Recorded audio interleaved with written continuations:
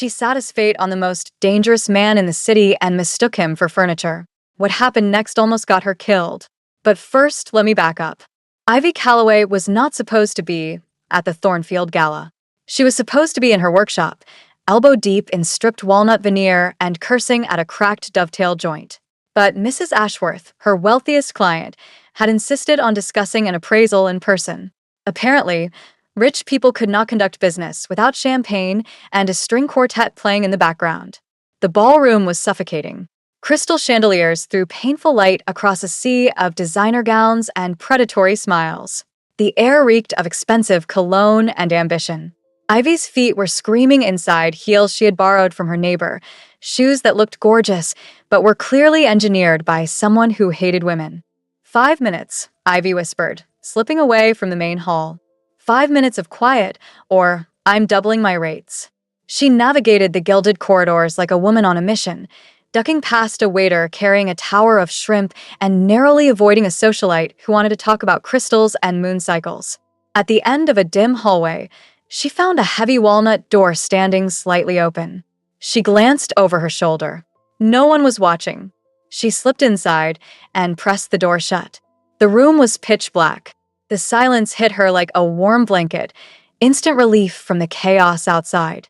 It smelled incredible in here, nothing like the cloying perfume of the ballroom. This was cedar and storm clouds, deep and grounding, like standing in a forest after rain.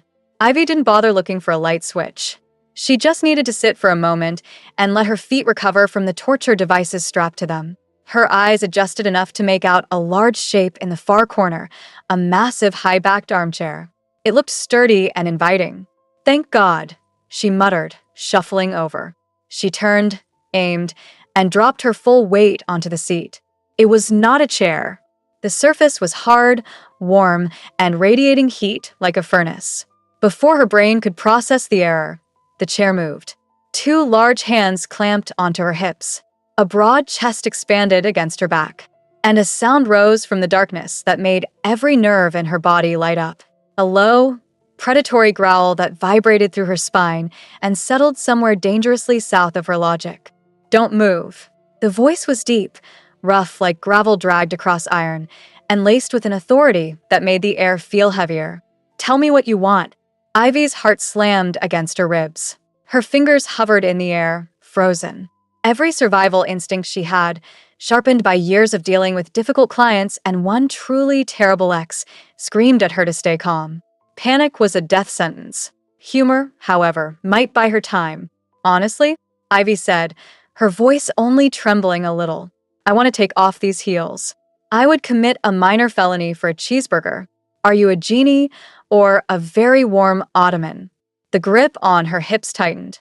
Not painfully, but with a deliberate pressure that said I could hold you here forever. The breathing behind her ear hitched, caught off guard. You sat on me, the voice said. The aggression cracked, revealing genuine bewilderment underneath. You were sitting in the dark, Ivy shot back, her pulse still racing. In my defense, you are roughly the size of a couch. Who lurks in the dark at a party? Someone who wants to be left alone, he grumbled. Ivy was suddenly, painfully aware that she was straddling a complete stranger's lap in total darkness. Well, this is horrifying. Can I stand up, or are you going to eat me? A pause. Then his nose brushed the curve of her neck. He inhaled sharply, the sound intimate and startling. You smell like vanilla, he murmured, and sawdust. Before she could process the fact that a stranger was sniffing her like a sommelier evaluating a wine, the door behind them exploded open. Light from a hallway knifed through the room. Someone hit the switch, and the overhead chandelier blazed to life, flooding everything in blinding white. Ivy threw a hand over her eyes. When she lowered it, the situation went from mortifying to catastrophic. She was perched on the lap of the largest man she had ever seen. His tuxedo strained across shoulders that belonged on a Greek statue. His jaw was sharp enough to cut glass, dusted with dark stubble. His hair was black and disheveled, like he'd been raking his hands through it for hours. But it was his eyes that knocked the breath out of her. Steel blue, rimmed with silver, and utterly, terrifyingly focused on her face. She knew those eyes. Everyone in Ashford knew those eyes. They were on the front page of every newspaper, every political broadcast, every whispered rumor in every dark corner of the city. Dominic Ashford, Alpha King of the Iron Veil Pack, the most powerful wolf on the eastern seaboard. And she was using him as a seat cushion. Secure the king. A voice roared from the doorway. A woman charged into the room first. Captain Marin Cross, head of the Royal Security Detail, 6 feet of coiled muscle and barely restrained violence. She was followed by 3 massive guards who filled the small lounge like concrete poured into a jar. Batons were drawn. Eyes flashed amber. Threat identified. Marin barked. Step away from the Alpha. Now. Ivy scrambled to get up, but Dominic's hands were still on her hips, holding her in place. For one terrifying heartbeat, she thought he was using her as a shield. Stand down, Dominic ordered. He didn't raise his voice, but the command carried a physical weight that made the floorboards hum. The guards froze mid-step. Marin's amber eyes locked onto Ivy like targeting lasers. She breached the perimeter. She could be an assassin. She's a furniture restorer, Dominic said, his voice dry as bone. He released Ivy's waist. She stumbled to her feet, smoothing her dress with shaking hands. And she thinks I'm an ottoman. Ivy clutched her borrowed clutch like a life preserver. Your Highness, she managed. The room was dark. You were very still. It was a reasonable assumption. Dominic looked up at her. Under the chandelier light, the exhaustion was unmistakable. Bruises of sleeplessness stained the skin beneath his eyes. His jaw was locked in a permanent line of tension. He didn't look like a monster. He looked like a man who hadn't slept in a very long time. You should check for a pulse before sitting, miss, he trailed off. Calloway. Ivy Calloway. Miss Calloway. Marin stepped between them, radiating hostility. You're coming with us for questioning. No one enters the king's proximity without clearance. Marin enough. Dominic rubbed his temples. She didn't know I was here. I turned off the lights myself. To evade your detail, sir, Marin snapped. That's a violation of Protocol 7 Alpha. If we hadn't tracked your phone to this room. I wanted 5 minutes, Dominic growled, a flash of heat in his blue eyes. 5 minutes, without someone hovering over me like I'm made of glass. And instead you got a strange woman on your lap, Marin countered, completely unfazed by the king's temper. Safety is not optional, sir. Ivy watched the exchange with fascination she couldn't suppress. The Alpha King, the most feared predator in the region, was being scolded like a teenager who'd missed curfew. I'm just going to leave, Ivy said, pointing toward the door. I have an armoire to appraise. You all enjoy your evening. She took a step. The 3 guards shifted as one, blocking her path without touching her. A synchronized wall of tuxedoed granite. Nobody leaves until the area is cleared, Marin stated. Then, from the hallway, came a sound that made the color drain from Dominic's face. Click, click, click. The sharp, deliberate rhythm of a cane striking marble. Oh no, Dominic whispered. Eleanor Ashford did not enter rooms. She claimed them. The matriarch of the Ashford bloodline swept through the doorway in a gown that probably cost more than Ivy's entire building. Her white hair was sculpted into an immovable crown of elegance, and she carried a mahogany cane with a silver wolf's head handle like a queen holding a scepter. She stopped. She surveyed the scene. 4 rigid guards, 1 exasperated king, and Ivy, who was trying to become one with the wallpaper. Dominic, Eleanor said, her voice sharp enough to cut diamond. Lady Pemberton has been waiting by the ice sculpture for 20 minutes. She's wearing sustainable hemp, and she wants to discuss pack alliances. Why are you hiding in a closet? It's a VIP lounge, grandmother. It's a hiding spot. Eleanor poked Marin in the shin with her cane. Move, Captain. You're blocking my view. Marin grunted, but stepped aside. Eleanor's eyes landed on Ivy. They swept from the paint smudge on her hem that Ivy had desperately hoped looked intentional to the wild auburn curls barely contained by a pencil she'd forgotten to remove. Who is this? Eleanor pointed the cane at Ivy. Is she the reason you're avoiding Lady Pemberton? Silence crashed over the room. Marin looked ready to arrest Ivy for the crime of existing. Dominic looked from his grandmother to the guards to Ivy. His expression was that of a man watching the walls close in around him. Yes, he blurted. Ivy's jaw dropped. Excuse me? Dominic moved fast.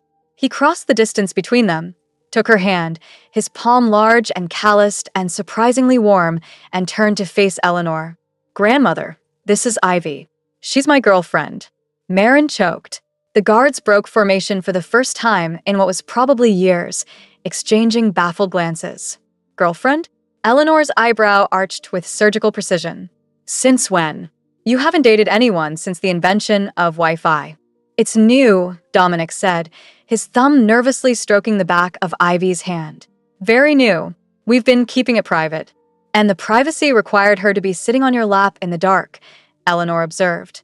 We were having a moment, Dominic said. His ears turned red. Ivy had approximately 2 seconds to make a decision. Option 1, deny everything and get dragged away by Marin for trespassing. Option 2, play along and maybe walk out of here alive. She looked at Dominic. His blue eyes were silently screaming for help, one exhausted soul reaching out to another. She squeezed his hand. It's true, Ivy said, slapping on her brightest, most professional smile. He's completely obsessed with me. I keep telling him to focus on his kingly responsibilities, but he follows me around like a lost puppy. It's honestly a little embarrassing. Dominic stiffened beside her, but said nothing. Eleanor walked closer. She sniffed the air delicately. She smells like turpentine and vanilla. Not exactly royal perfume. I work for a living, Ivy said, lifting her chin. It keeps the ego manageable. Eleanor studied her for a long, terrifying moment. Then a slow, dangerous smile spread across the old woman's face. Finally, someone with teeth. Marin, stand down. Dominic, bring her to dinner on Friday. 7 sharp. Don't be late. She turned and marched out, came clicking with military precision. Lady Pemberton can talk to the ice sculpture. The moment she was gone, Dominic dropped Ivy's hand like it was on fire. He exhaled a breath that sounded like it had been trapped inside him for a decade. I am so sorry, he said, dragging a hand down his face. You owe me, Ivy said, crossing her arms. Massively. And I don't take apologies as payment. I take cash, checks, or extremely expensive lumber. A calculating light entered his exhausted eyes. You restore furniture, correct? I have a proposition. 20 minutes later, in the back seat of an armored SUV, Ivy stared at the contract in her hands. The Ironvale Pack estate contained a private library built in 1920. 50 pieces of original furniture, rolling ladders, hand-carved desks, artisan armchairs, all deteriorating while the council pushed to replace them with modern replicas. The budget number at the bottom of the page made Ivy's vision blur. It was enough to pay off her shop's lease, fix the plumbing, and maybe even replace the transmission in her ancient Volkswagen Beetle. For public appearances as my partner, Dominic said from the seat beside her, keep my grandmother occupied. In exchange, the library is yours. Full creative authority. Unlimited budget. Ivy looked up. You trust me? We met 40 minutes ago. I was sitting on you. I trust that you didn't scream, Dominic said. And I trust that you talked back to Eleanor Ashford and lived. That qualifies you for almost anything. Ivy looked at the contract again. She thought about the leaking pipes in her shop. She thought about the masterwork waiting inside that library. Would that deserve to be saved? Deal, she said, extending a hand still faintly stained with walnut dye. Dominic took it without hesitation. Deal. From the front seat, Marin muttered something about background checks and liability insurance. Dominic ignored her. And that was how Ivy Calloway, human furniture restorer with a cracked phone screen and questionable taste in shoes, became the fake girlfriend of the most dangerous alpha on the continent. The next morning, everything escalated. Moving day was chaos. Ivy arrived at the Ironvale penthouse in her dented yellow Volkswagen Beetle, which looked like a cheerful insect parked between armored black SUVs. In the passenger seat, taking up more space than should have been physically possible, was Tank. Tank was a 140-pound English Mastiff with a head the size of a watermelon and the personality of a nervous toddler. He was terrified of thunder, suspicious of ceiling fans, and fiercely, irrationally devoted to Ivy. He also had a habit of stealing shoes and hiding them in locations that defied the laws of physics. The penthouse elevator opened onto a world of marble, glass, and oppressive silence. Guards flanked every exit. Marin stood at the center of the living room like a general surveying a battlefield. Tank stepped out of the elevator. He took one look at Marin, let out a baritone bark that echoed off every surface and planted himself directly in front of Ivy, trembling but determined. "What?" Marin said slowly. "Is that?" "That's Tank," Ivy said, scratching behind his enormous ear. "He's my security detail." "He's a liability," Marin said, her hand instinctively moving toward her weapon. "He's 140 pounds of love," Ivy corrected. "And he bites when he's nervous, so maybe don't make sudden movements." Before Marin could respond, Tank spotted the leather couch. His eyes lit up. He trotted over and launched himself onto it with a gracelessness that defied his size. The frame groaned. A cushion popped off. He settled in, panting happily, drool already pooling on the Italian leather. Dominic appeared from the hallway, coffee in hand. He looked at the dog on his couch. He looked at Ivy. He looked at Marin, whose left eye was twitching. "He's on the furniture," Dominic observed. "He thinks all furniture is his furniture," Ivy said. "It's a worldview. I respect it." Dominic took a sip of his coffee. He studied Tank. Tank studied him back, then let out a low, rumbling growl. Not aggressive exactly, but territorial. A declaration. "This couch is mine. You may sit elsewhere." Dominic's lips twitched. "Your dog just challenged me for my own sofa." "And he's winning," Ivy noted. A beat of silence. Then Dominic sat down on the opposite end of the couch, giving Tank a wide berth. The dog watched him for a long moment, then grunted and laid his massive head on his paws, apparently satisfied with the arrangement. Marin stared at the scene. She looked like she was developing a migraine in real time. The first morning in the penthouse set the tone. At 7 sharp, Dominic sat at his dining table, reviewing intelligence briefings while Marin read reports from a tablet. 2 guards flanked the elevator. A third watched the balcony. The penthouse was a museum, pristine and lifeless. The elevator chimed. Ivy shuffled out wearing an oversized shirt that read, "I restore things. Don't test me," thick wool socks, and a bird's nest of auburn curls. She was yawning so wide her jaw cracked. She walked directly past 3 armed guards without acknowledging them. She breezed past Marin, who reached for her baton out of pure reflex. She stopped at Dominic's side, picked up the coffee pot from his tray, poured herself a cup, and took a long, desperate drink. "Oh, sweet mercy," she groaned, eyes closing. The room went still. Every guard looked at Marin. Marin looked at Dominic. Dominic looked at Ivy. "Good morning," he said carefully. Ivy opened one eye. "Morning.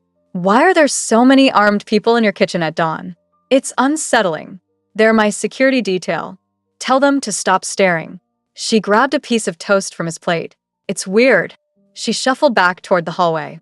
Tank followed her, his nails clicking on the marble, pausing only to sniff Marin's boot with deep suspicion. "Sir." Marin's voice was tight. "She took your toast."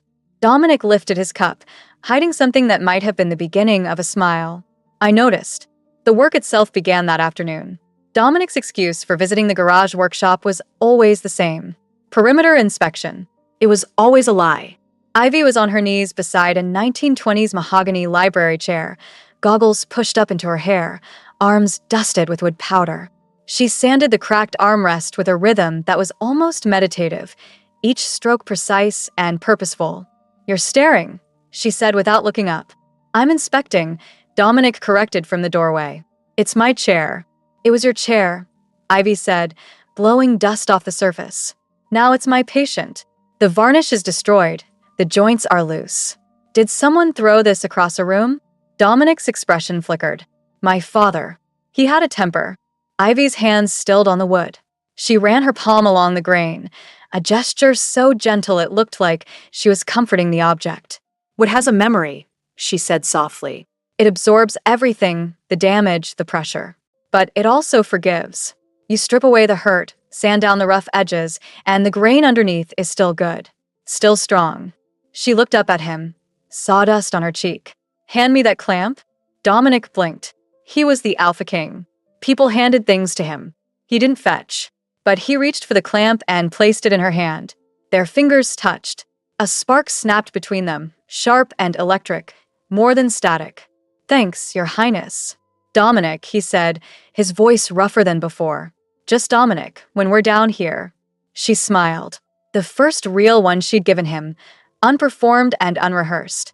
Okay, Dominic. Now hold this leg steady. And don't wobble. For the next hour, the alpha king of the Ironvale pack knelt on a drop cloth holding a chair leg while a human woman scolded him for breathing too hard. And for an hour, the hollow ache in his chest went quiet. But peace, in the world of wolves, is always borrowed. The tabloid headline hit like a grenade. The King's Pauper. New royal girlfriend exposed as debt-ridden nobody. Ivy's financial records leaked in devastating detail. Her overdue shop lease. Her maxed credit line at the lumber supply. The repair loan on the Beetle. All of it laid bare for the city to dissect. Ivy stood in the penthouse living room, staring at her cracked phone screen while her stomach dropped through the floor. They published my credit score, she whispered. It's 620. That's private. It's a smear campaign, Marin said grimly. Orchestrated by the Crimson Fong. They want to paint the king as weak for associating with a financially unstable human.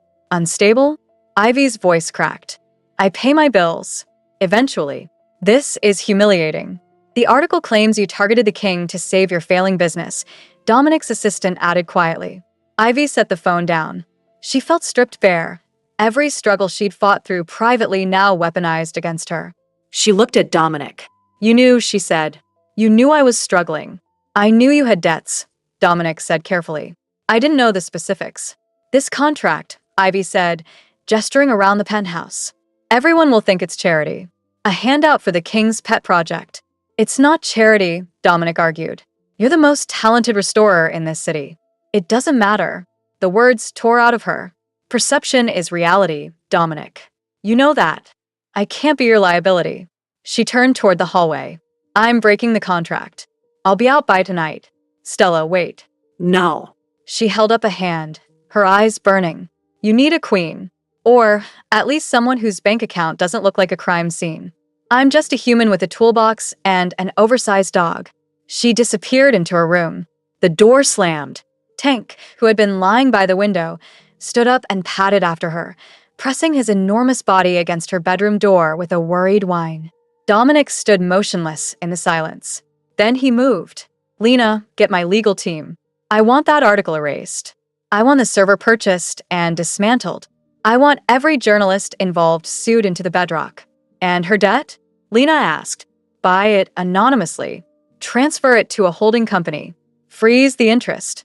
She never finds out it's me. He walked to Ivy's door. He didn't knock. He leaned his forehead against the wood. Ivy, open the door. Go away. Read the contract. Clause 12, Section B. Early termination requires mutual consent. I do not consent. The door flew open. Ivy stood there with red eyes and a half-packed duffel bag. Tank sat inside the bag, looking confused. You're trapping me, she accused. I'm holding you to your word, Dominic said, stepping into her space. You promised to save my library. The chairs are waiting. The ladders are rotting. You don't quit halfway, Ivy Calloway. That's not who you are. He was gambling, appealing to her pride instead of her heart. Ivy stared at him. She sniffed. She wiped her nose on her sleeve. You're insufferable. I'm a king, Dominic said. And I have a lot of broken furniture. Are you going to fix it, or are you going to let the tabloids win? A long pause. Ivy looked at the bag, at Tank, at Dominic. Fine, she grumbled, dropping the duffel. But I'm billing you overtime for emotional damages. That Saturday night, the tension broke in a different way. Dominic had spent 12 hours in meetings. He stood at the window watching the city lights, a prisoner in his own tower. You look like you need to destroy something, Ivy said from behind him, dangling a set of keys. Luckily, I have an idea. 30 minutes later, the Alpha King was folded into a yellow Volkswagen Beetle with his knees against the dashboard, Tank panting happily in the back seat, and Ivy flooring it through downtown Ashford. This is humiliating, Dominic said. This is living, Ivy corrected. They ended up at Flashpoint, a retro arcade buried in the warehouse district. Neon lights, screaming children, the smell of burnt popcorn. Nobody looked twice at them. To the teenagers hogging the pinball machines, Dominic was just a tall guy in a t-shirt, not a crown. Ivy dragged him to the air hockey table. $10 says I destroy you. I have superhuman reflexes, Dominic reminded her. This is unfair. Less talking. More losing. The game was vicious. Dominic was fast, but Ivy was ruthless. She banked impossible angles, faked left, and scored while he was distracted by the way she laughed with her whole body. They played for an hour, screaming, trash-talking, and forgetting everything outside the neon glow. When Ivy scored the final point, she threw both fists in the air. That's game. Pay up, wolf boy. Dominic leaned across the table, grinning. Actually grinning. His eyes were bright, his hair erect, his shoulders loose for the first time since she'd met him. Double or nothing on skee ball, he said. She looked at him then. Really looked. The weight was gone. He looked young, lighter. And the fluttering in her chest was definitely not the popcorn. Dominic, she said softly. He heard the shift in her voice. The air between them went electric. He leaned closer, his gaze dropping to her mouth. Found them. Marin stood in the arcade entrance, flanked by 6 guards. She looked like the angel of death had been personally inconvenienced. You vanished, Marin hissed, shoving past a kid holding a slushie. We had tactical units mobilizing. I thought you were dead. And you're playing air hockey? We were safe, Dominic said, his voice dropping to that cold alpha register. No. Marin crossed a line she had never crossed before. You don't get to decide that. You are the king. You are a national asset. You do not get to disappear in a toy car because you're bored. She turned her glare on Ivy. And you. You are a liability. I should have your contract terminated tonight. Ivy stepped forward. Don't talk to me like I'm a suspect. He's a grown man, not a nuclear warhead. He is the crown. Marin shouted. And you are nothing but a distraction. Enough. The roar shook the glass on every arcade cabinet in the building. Dominic stepped between them, one hand shoving Marin back 3 full feet with effortless force. You will not speak to her that way, he growled. And you will not speak to me like I'm a prisoner. I am the alpha. I choose where I go. I choose who I'm with. Tonight, I chose to be a man, not a monument. If you can't respect that, Captain, turn in your badge. The arcade was deathly silent. Even the pinball machines seemed to hold their breath. Marin stared at him. She had practically raised him. She had never seen him fight for something personal with this kind of ferocity. Her eyes moved to Ivy, standing behind Dominic, her hand resting against his back. The gesture was small, instinctive, protective. Marin exhaled. The fight drained out of her. The vehicle is waiting, sir, she said stiffly. We'll escort you home. Dominic took Ivy's hand. They walked out together, the guards forming their suffocating ring. But this time, his fingers stayed laced with hers. In the SUV, they didn't speak. The silence was heavy, charged. When they reached the penthouse, Dominic went to his study. Ivy went to her room. Sleep came fast but brought nightmares. The old ones. The smell of burning wood. Her father's workshop in flames. A man standing over the wreckage, smiling. Her ex, Marcus, the alpha who had destroyed her family's business and called it a favor. You have no value, he sneered in the dream. You're just a human playing with toys. She woke gasping, drenched in sweat. A knock at the door. Soft, steady. Ivy. His voice was low through the wood. Your heart rate spiked. I heard it from down the hall. Of course he had. Wolf hearing. Just a nightmare she managed. Go back to sleep. I can't. Your distress? I can smell it from here. She hated being vulnerable. She hated meeting anyone. But the darkness of the room was crushing her. She opened the door. Dominic stood in gray sweatpants and a black t-shirt, barefoot, hair wrecked. He looked less like a king and more like a man who understood loneliness in his bones. Come with me, he said. He led her to the kitchen. He opened the refrigerator and pulled out milk and chocolate syrup. My grandmother claims chocolate fixes everything. It's scientifically baseless, but I've never won an argument with her. They stood in the dark kitchen, drinking chocolate milk, the only light coming from the appliance displays. My ex destroyed my family shop, Ivy whispered, staring into her glass. Made me feel like I was nothing. Tonight, when Marin called me a distraction, it just brought it all back. Dominic set his glass down. He moved closer, slowly, giving her time to retreat. She didn't. Marin was wrong, he said fiercely. You're not a distraction, Ivy. You're the only person who's ever looked at me and seen a man instead of a title. That doesn't make you small. That makes you the bravest person in any room you walk into. The moment hung between them, fragile and warm. Then Tank wandered in, stuck his enormous head into the refrigerator, and knocked the milk onto the floor. But even through the laughter and the cleanup, something had shifted. A wall had come down, and neither of them was brave enough to rebuild it.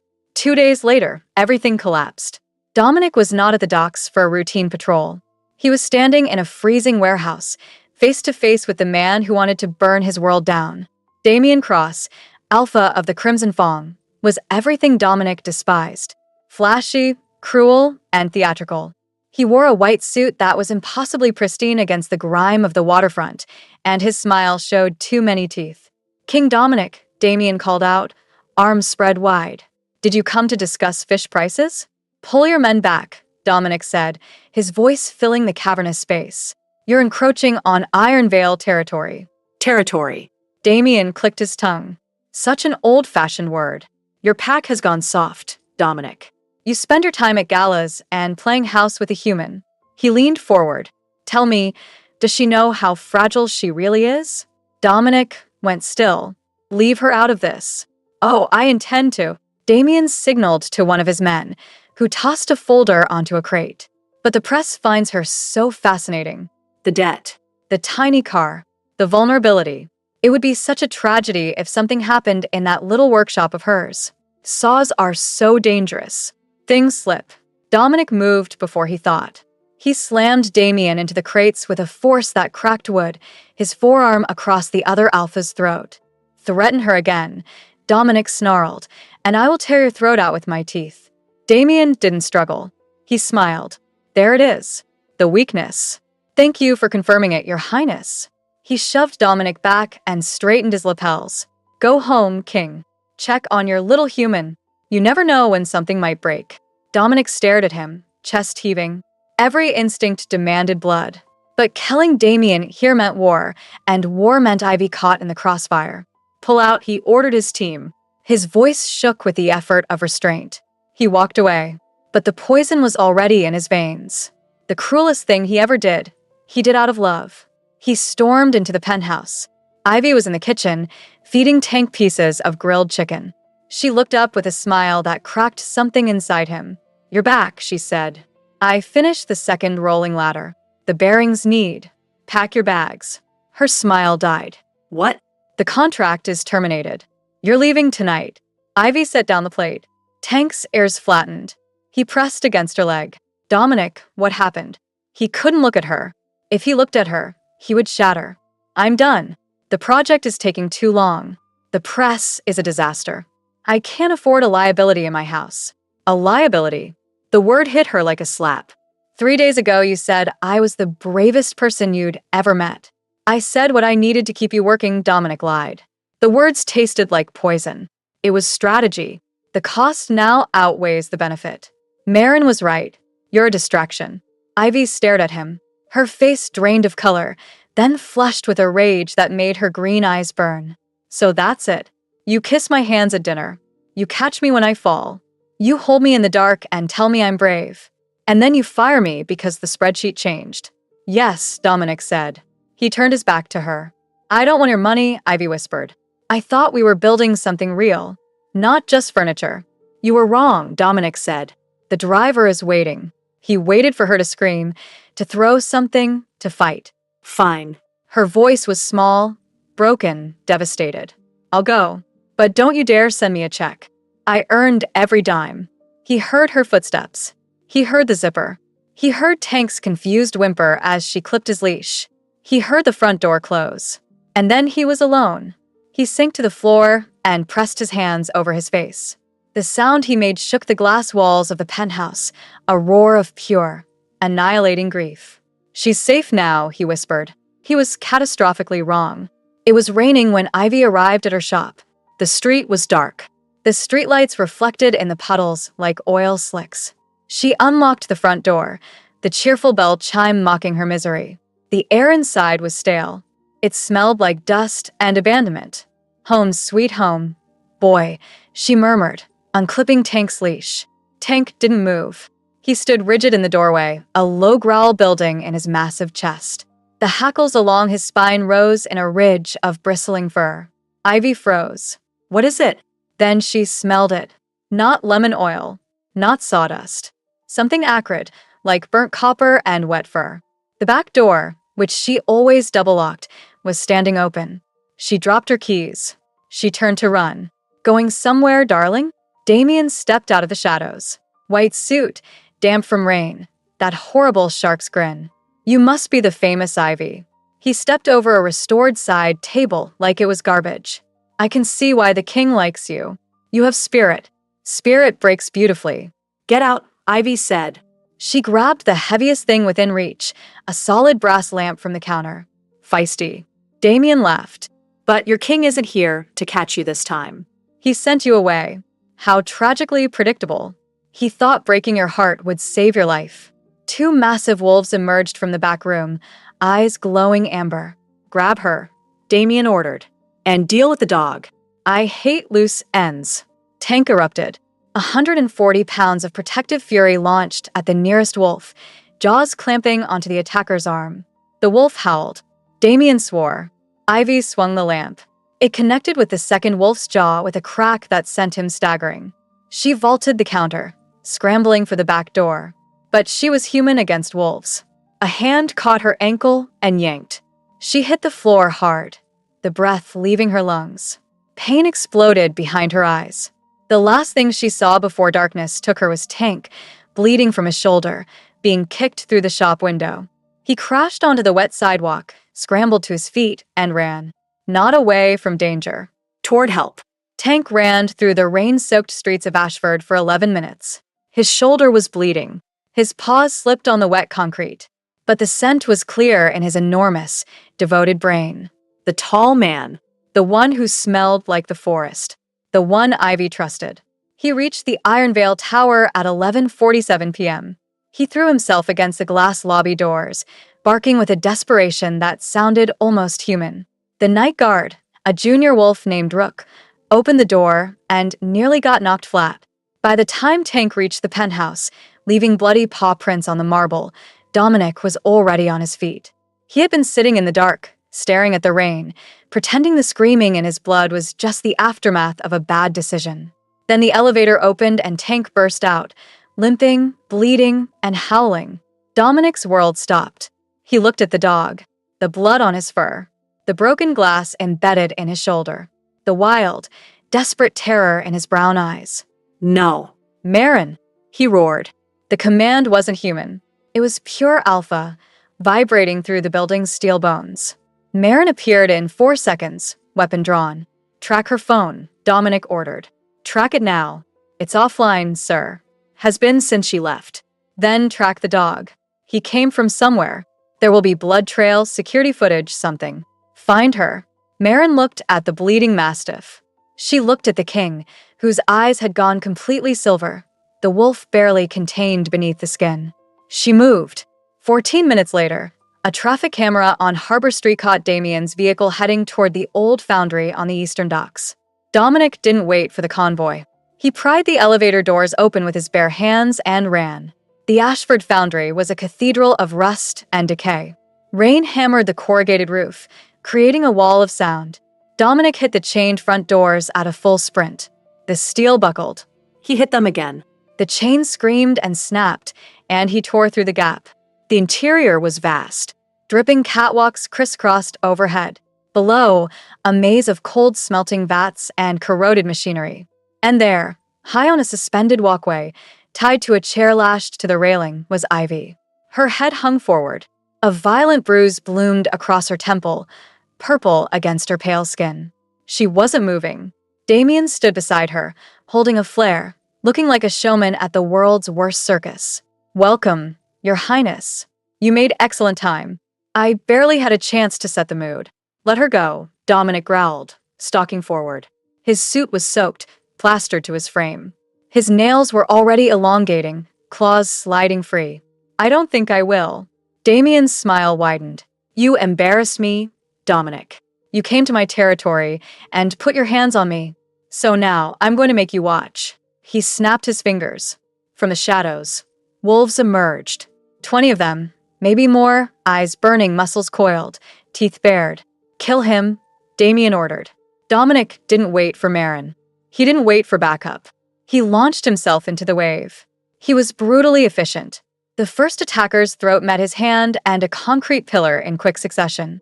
The second took a kick that folded him in half. But they kept coming, a relentless tide, and even an alpha king bleeds. Above, on the catwalk, the noise dragged Ivy back to consciousness. She lifted her head, vision swimming. She saw the chaos below. She saw the dark figure in the center, fighting like a cornered god, going down on one knee as 3 wolves hit him simultaneously. No, she breathed. She looked at the ropes on her wrists. She looked at the rusted railing beside her. A jagged metal shard protruded near her elbow, sharp enough to cut. She leaned sideways, pressing the rope against the edge. She sawed. The hemp bit into her skin. Blood ran down her forearms. She didn't stop. Below, Dominic roared in pain. The sound tore through her like a blade. Snap. The rope gave way. She freed her ankles with shaking fingers. She stood, swaying. Damien saw her and started running along the catwalk toward her. Ivy didn't run away. She looked down at the fight. She looked at the rusted machinery below. And she acted. She grabbed a loose section of railing, a corroded iron bar nearly 4 feet long, and wrenched it free. When Damien reached her, she swung it with every ounce of strength and terror and fury she had. The bar caught him across the shoulder. He stumbled, snarling. She hit him again, this time in the knee. He went down, and she didn't stop to admire her work. She turned to the catwalk's control panel, a rusted winch system that had once moved heavy molds across the foundry floor. The chain was still attached to a massive steel hook suspended above the main floor where Dominic was fighting. Ivy grabbed the release lever. It was rusted solid. She slammed her palm against it once, twice. On the third hit, it gave way. The hook plummeted. It crashed into the cluster of wolves surrounding Dominic, scattering them like bowling pins. The impact shook the entire structure, sending rust and debris raining down. Dominic looked up. Through the blood and the chaos, he saw her. Standing on the catwalk, iron bar in hand, hair wild, face bruised, absolutely human and absolutely magnificent. Then Marin's team breached the east entrance. 6 tactical wolves, weapons hot, moving with lethal precision. The remaining Crimson Fawn wolves scattered or surrendered. Marin herself reached the catwalk in seconds, tackling a dazed Damien and cuffing him with an efficiency that was almost beautiful. The foundry went quiet, just rain and panting and the drip of blood on concrete. Dominic made it up the catwalk stairs on pure willpower. His face was a mess. His knuckles were shattered. He didn't care. He reached Ivy and pulled her against his chest so hard she gasped. "I've got you," he said, his voice wrecked. "I've got you. You're bleeding everywhere." She mumbled against his shirt. "Don't care." She pulled back just enough to look at his face. "You tore a steel door off its hinges. You dropped a hook on 20 wolves," he countered. "I improvised." He made a sound that was half laugh, half sob.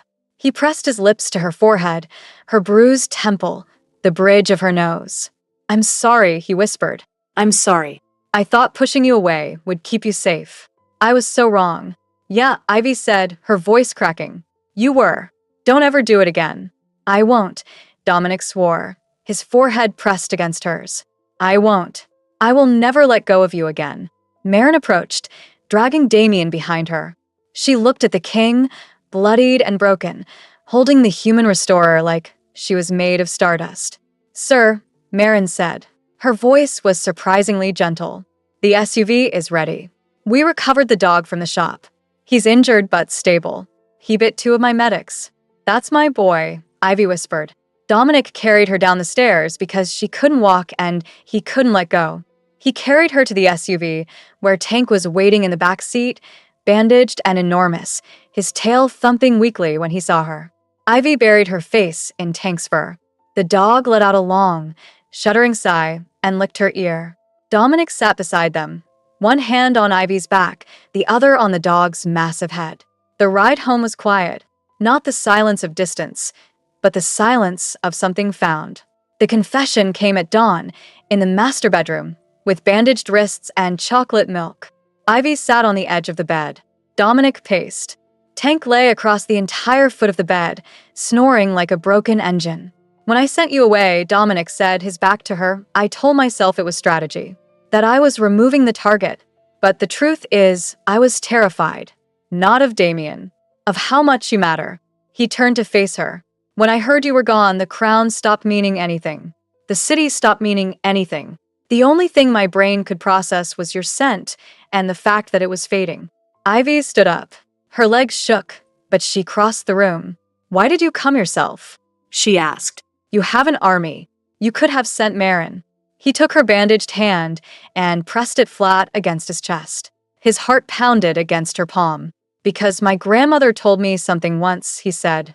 She said an alpha is born with a hollow space in his chest. A structural weakness.